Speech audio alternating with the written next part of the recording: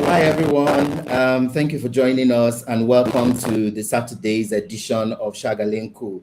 It's good to have all of you here again. And thanks to everyone who joined us the last edition, talking about Tuesday, where we talked about how we can groom teenagers, adolescents, and see some of the devastating behaviors that they have and see how parents and guardians can curtail and counsel them to become better citizens in life.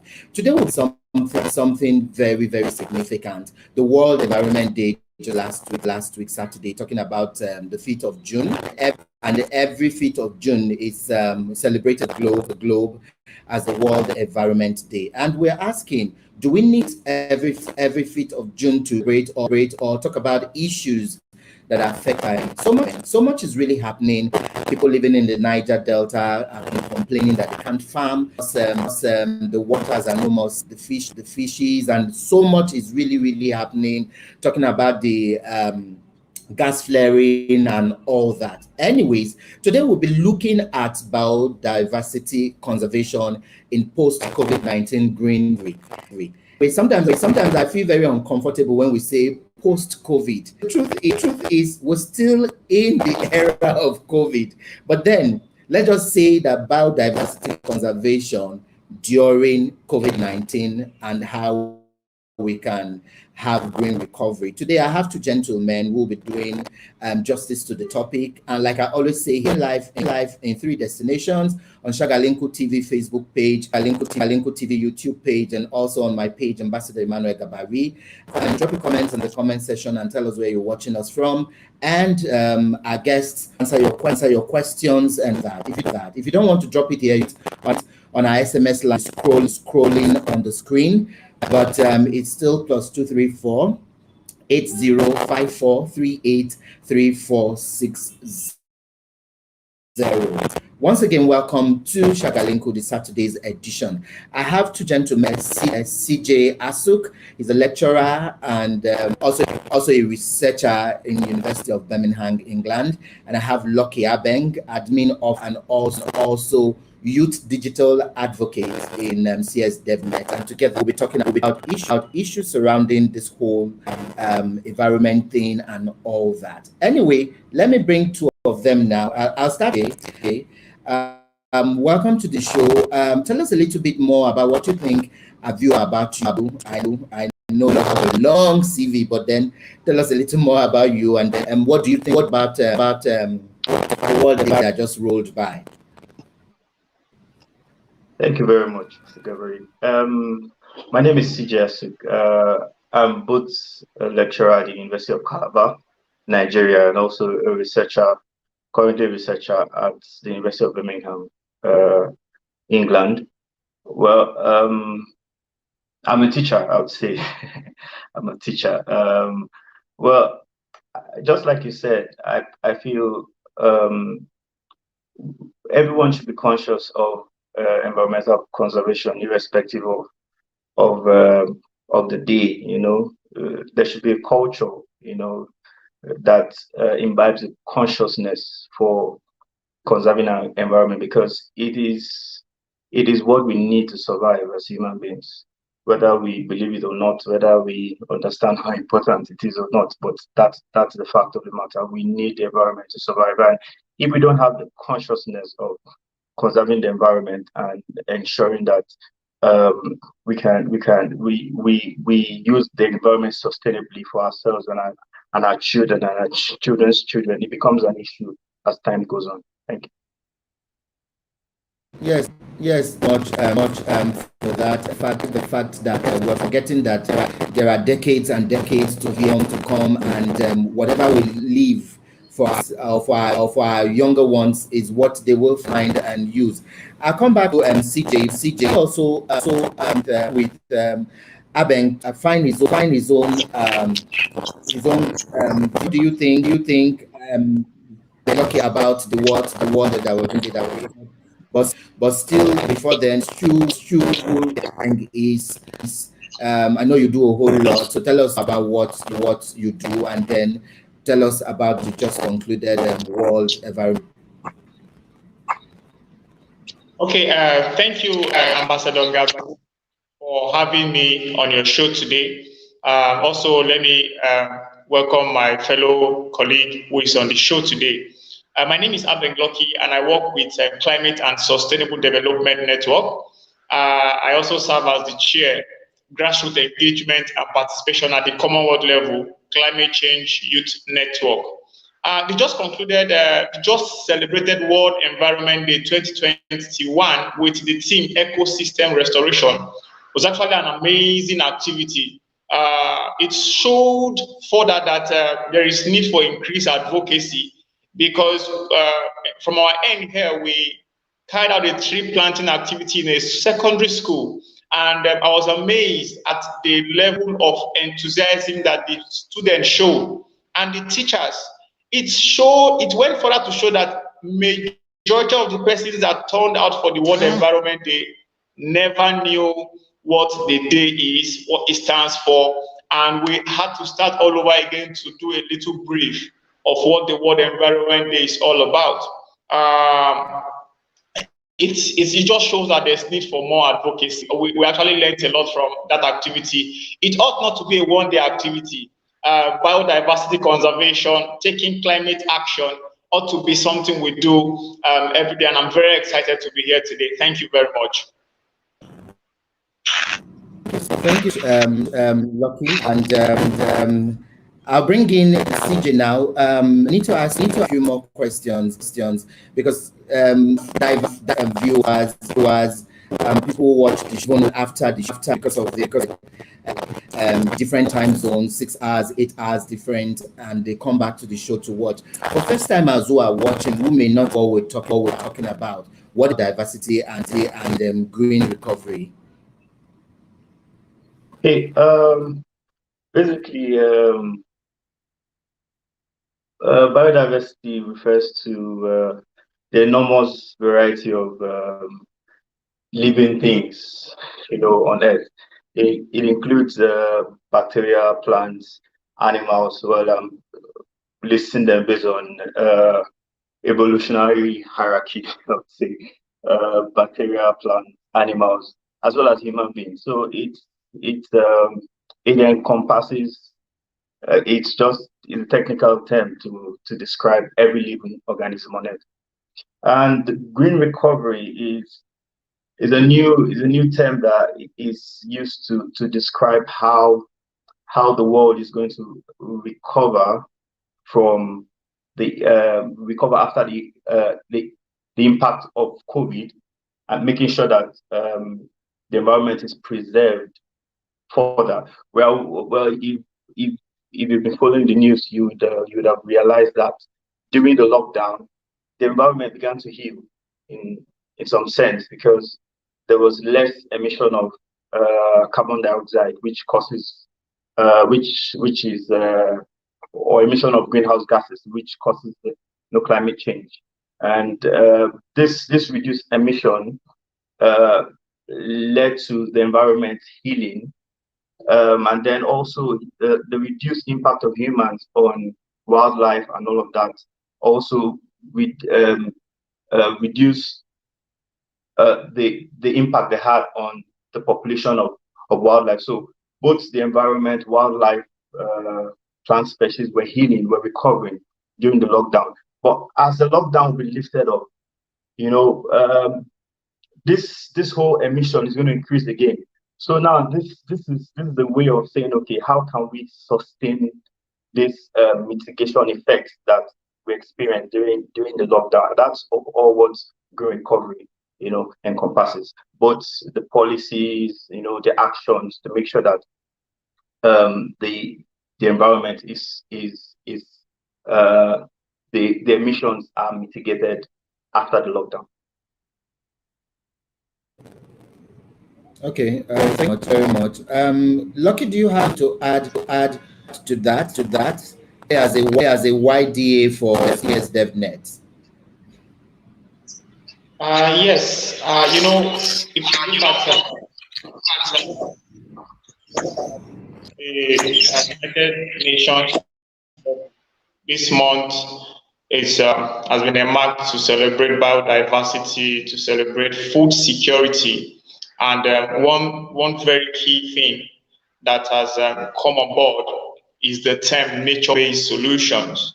And you cannot talk about biodiversity without understanding what nature-based solution is. Before now, we have this habit of unsustainable use of our planet, unsustainable use of our environment. So when you talk about biodiversity, you're trying to look just like my colleague on the show has said, enormous varieties of living things, both living and non-living things, you know. So when you look at biodiversity, it has to talk about all those components you're looking at. And then green recovery, we're trying to look at sustainable use of resources that will generate continuous benefit to humanity. And so that's just what I can contribute to biodiversity and green recovery. Yeah.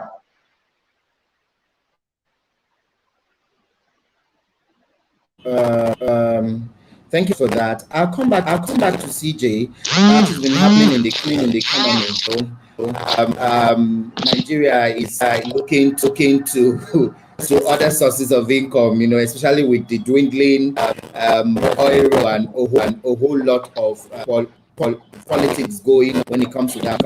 Others have said that Nigeria should have gone back to its first love of agriculture and all that, you know, because it's obvious a whole lot of mismanagement when it comes to talking about and all that. We'll also talk about how citizens in oil-producing areas have also been worstly hit. But when you talk about Nigerian economy and all that, do you also begin to marry green recovery means when it comes to, you know, just putting it at par Nigerian economic growth?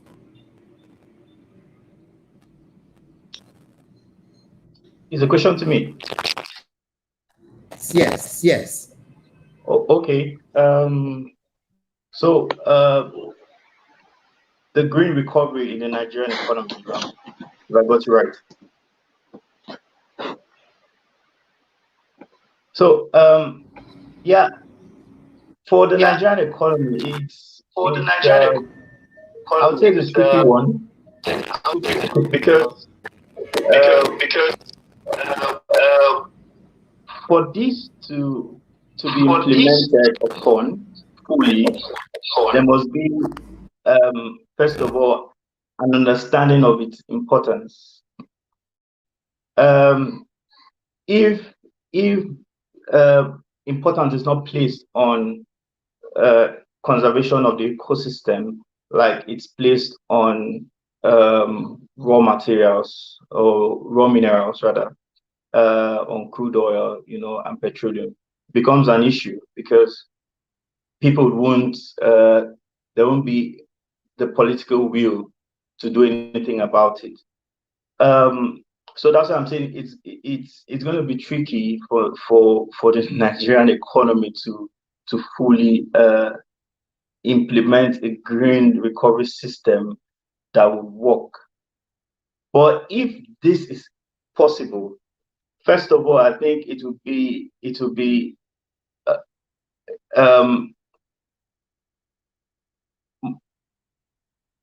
bringing up the political will, being able to motivate the political will, where they have policies that encourages not just the rural dwellers, because they're like the main people that are, you know, close to the, you know, the forest, you know, and all of that. But both from the rural dwellers up to the elites, you know, there should be a policy that can cut across this social class of people. Now, secondly, there's been a challenge with researches in terms of biodiversity related researches. That's another issue that's stemmed from the fact that there is the importance on biodiversity conservation is not in the heart of the policymakers. So that has left that wide gaps. So sometimes researchers who want to carry out, who want to study, to find out, okay, why is the forest changing, or why are we not having as much harvest as we were having before? You don't get grants, to carry out those kind of researches to know, okay, what's happening, what has happened in the past, what's going to happen in the future. So we need those kind of researches, to be able to know, okay, this is what we are going through, this is what we will experience. So policy, research grant availability, and then in terms of the rural communities, look, people just want to survive. People just want to survive. So telling someone, okay, you need to keep this mango tree because you're going to benefit from it. Your children will benefit from it. This person just wants to make money. They will tell you. They will tell you who we help. Go on. I said they will tell you rural areas and tell them to preserve the environment. They will tell you who environment help. Now food will not chop. Exactly. So there must be a way. There must be a sustainable alternative. That's the only way you can discourage deforestation. That's the only way you can stop people from hunting. There must be a sustainable alternative for the rural people who depend on this world. Well, my research is on the impact of climate change on how do I put it? On the production of the forest, the impact of climate change and how it affects food security. So I have a research on that, ongoing, because climate change affects the forest. The rural dwellers depend on this for food, and then it affects them. So if they're dependent on the forest for food, and then you're telling them, okay, you shouldn't do this anymore, you should give them something else to look onto, So we need to look at policies, we need to look at research grants, we need to look at everyone there must be a sense of responsibility. We should be responsible for our climate, we should be responsible for our environment, we should be responsible for our natural resources. It is a collective effort if we are going to make this work. Without that, it's going to be difficult. And then also emission of greenhouse gases. There's too much. There are too many cars in Nigeria. Everyone is driving. Sometimes some of the cars are not even roadworthy. There should be a way to cut this. They were talking about building railways. Yes, that's one way. But how long is this going to take? There's been a talk on that for forever.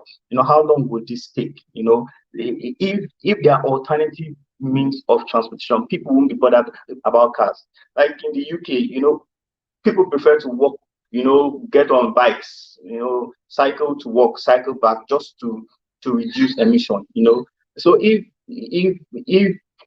there were trains that could take you maybe from Calabar, to Lagos, you don't have to use a car, or you had one single functional bus that could take you from here to there. It will cut down the number of cars that on the road, which will also cut down emission. I can go on and on and on and on this.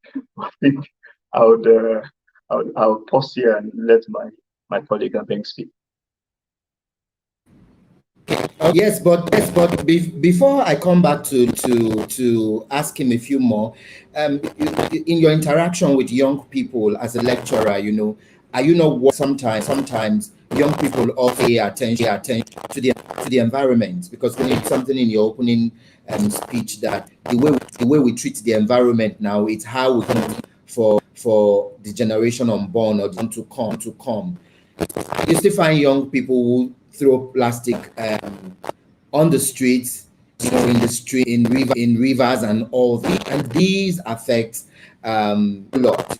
To find people who on things, young, whether they be in the rural areas or in the urban areas, but particularly from when young people who should know better, that they're educated and all that, not worried about climate change and all of you talk of diversity, and they're like, come on, They might even be studying a course related, but theirs is just, let's do this thing, get degree and start up a good job, ride Hilux car, work in an NGO. Nitty-gritty of it, like affecting the rural areas, you don't find that. How worried are you when you confront some of these young people?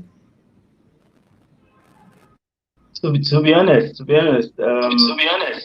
when you're my undergraduate, I think I should start from there, because I decided to study forestry and wildlife resources management. I picked the course, and people were like, "Why did you do that?" You know, there are other courses, you know, and all, but that's why I decided, you know, to study. People were studying medicine and all, but I decided to study forestry and wildlife. You know, strange, you know, but and right from that time, people have always wondered, you know, I had friends who would always, bring up jokes, you know, about it and all, call me a wild animal, and that, But the thing is, the thing is, most people do not. Most people just hear about these things, but they don't really. They've not come to really comprehend the impacts of conserving, of maintaining the environment, or using the environment sustainably, like Abeng said. Now, the thing is,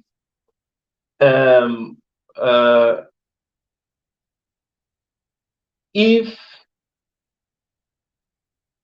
okay, let me give a typical example. Like in Japan, every child, right from the earliest educational stage, is taught how to dispose things the right way. If it's recyclable, you dispose it the right way. Because you mentioned something about plastics. That's a very, very serious issue. That's why I'm bringing this up. So every child is taught to dispose plastics the right way.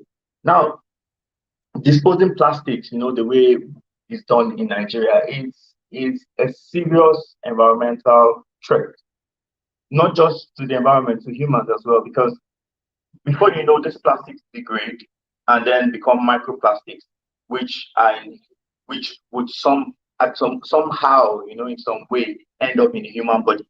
So if people would understand the long-term effects of some of those things, they might. I'm saying they might because I can't say they will, because they might understand the need to dispose things the right way. Now, saying that, also there should be a system in Nigeria that also encourages people to dispose things the right way. Like if you don't have a way to dispose maybe your recyclable, if there are, I can count the number of cities that have recycling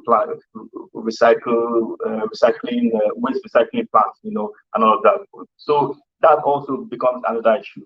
Now, if we had this kind of systems in place, it becomes easy to tell people, okay, this you can do this, to curb this. But these systems are not in place, so it becomes more of an issue. Okay, I'm keeping this waste like this. What do I do after storing them, up to this level? So it becomes an issue.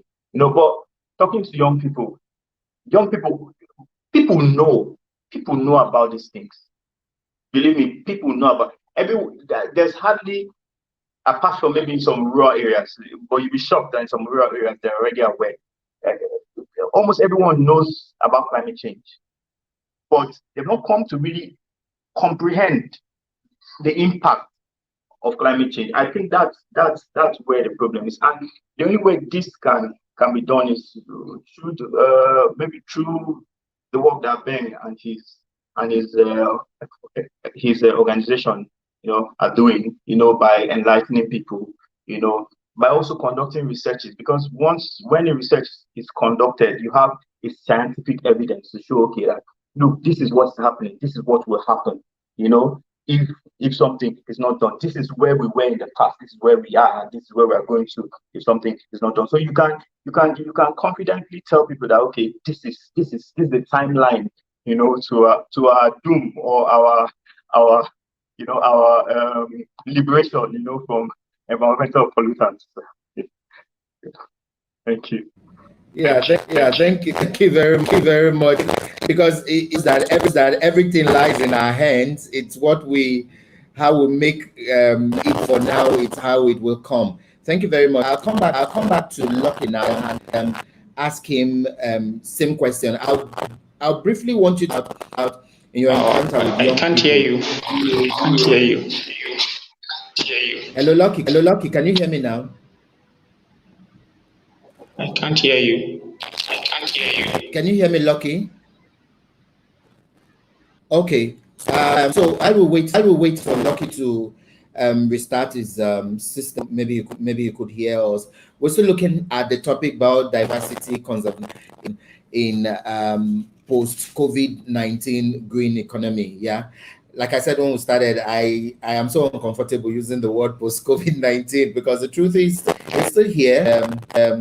We're just trying to leave the new norm and see how it goes. So you can drop your messages. We'll have a few more minutes to read your messages. Drop it on the comment section. We'll read them. If you have questions for our guest, we're talking with Sijeh Asuk. He's a lecturer in UNICAL and researcher in University of Birmingham, England. And we also have Lucky Abeng, an admin of an YDA in CSDevNet. So if you have questions for them, please do drop it on the comment section.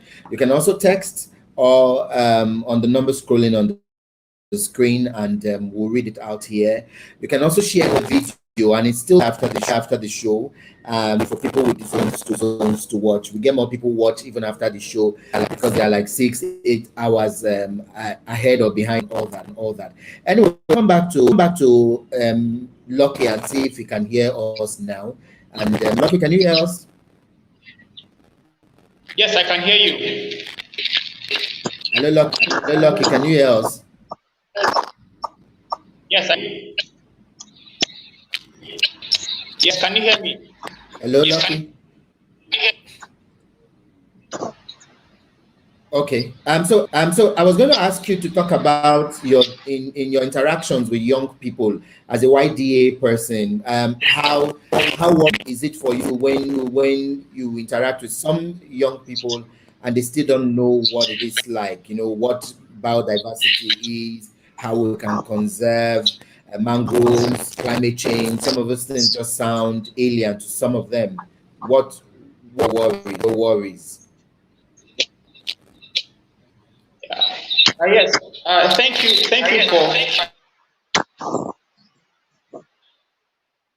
you for that. Let me also appreciate for that very wonderful expository explanation. I was speaking with a lady yesterday, and then it was also on the concept of biodiversity, and she said, in her words, I really don't know what you guys are talking about when you talk about biodiversity. And she's a media personality.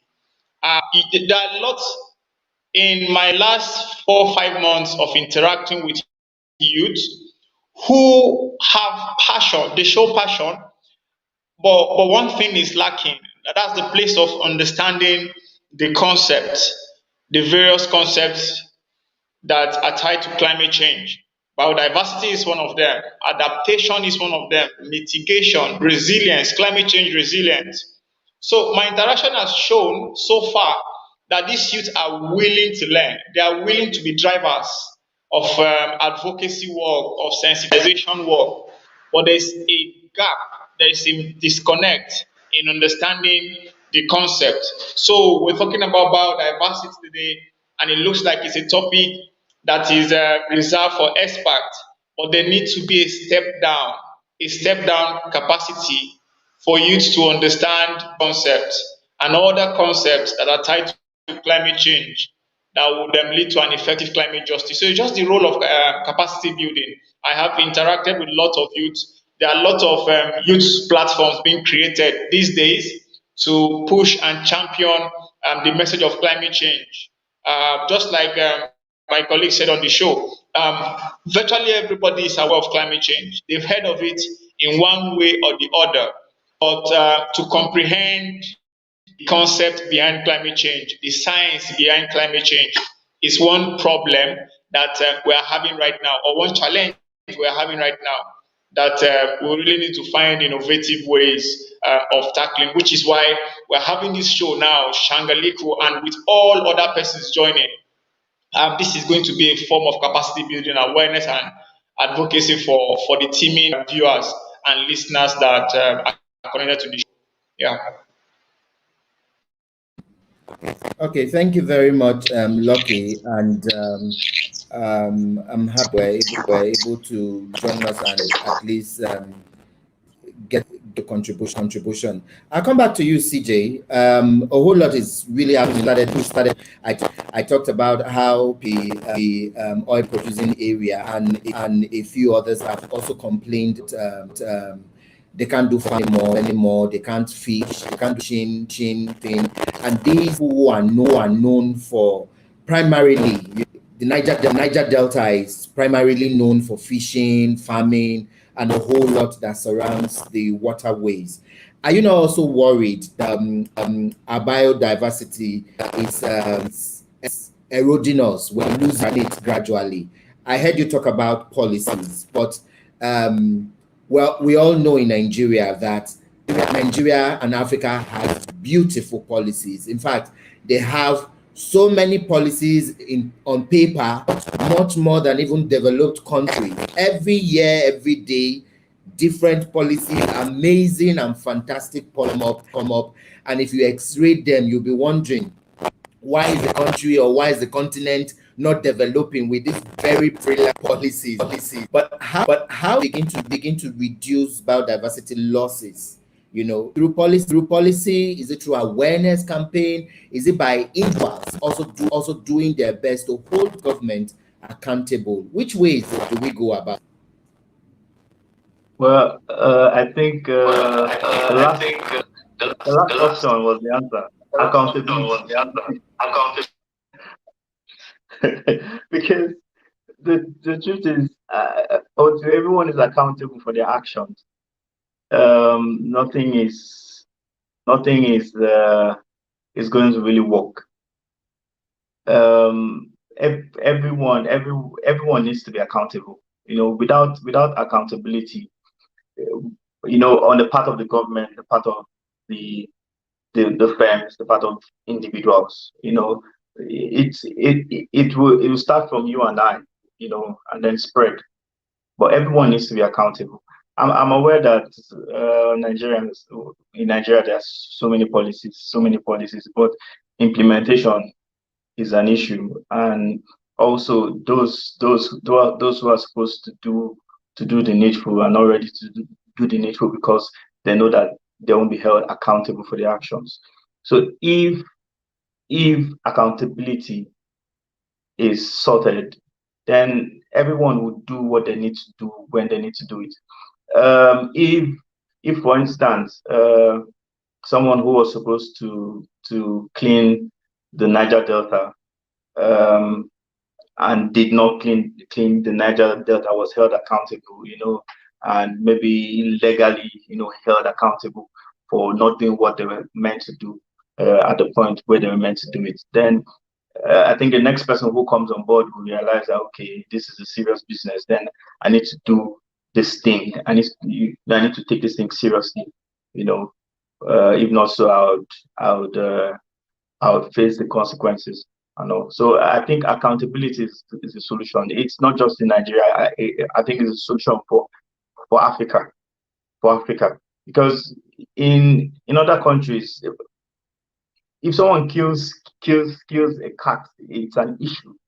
You know, someone, you know, you can be taken to court for that. You know, you can be tried, you know, and taken to prison for that. You know, so if you're meant to do something, no matter how little it is, do it right and be accountable for that. Know that people, you are placed there for a reason, and then if what you are placed there for is not done, then you have to face the consequences. So it's accountability. Okay. Before I bring back Lucky, if Sijeh, you could read and then you respond, and I'll bring Lucky to also respond. This is from Baba Evan King, and he's sending this one from Asaba, outer state. So please, Sijeh, and respond. Our environment is really going from bad to worse. Some of the reasons are natural and other man-made. Truth is, if we have another environment to fall back when this one dies, there will be little or no problem. Since we do not have another environment, all hands must be on deck to make our environment our home, and prosperity and posterity will not forgive us if we fail. I totally agree. I totally agree. That's why I was saying that, it starts from you and I, and it should spread. Yes.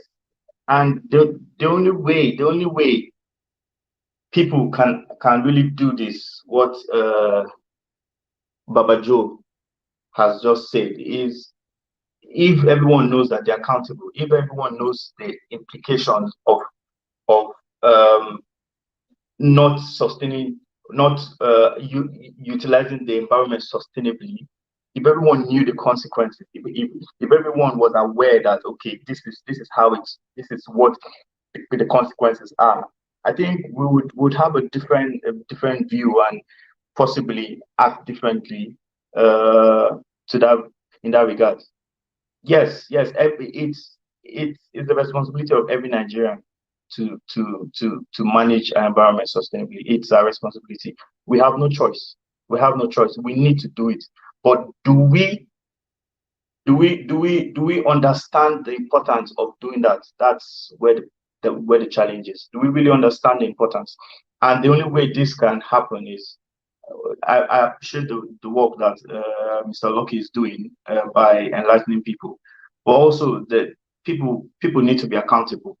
Right from parents teaching their children how to dispose things the right way, up to teachers, teaching their students, and up to all the way up to the top officials. It requires everyone. Thank you.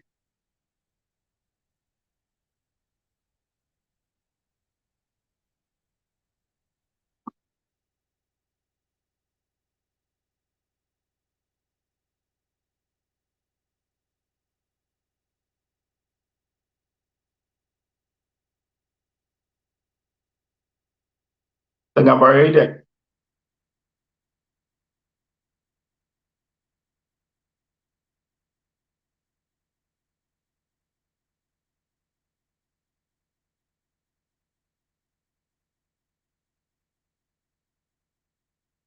are you there?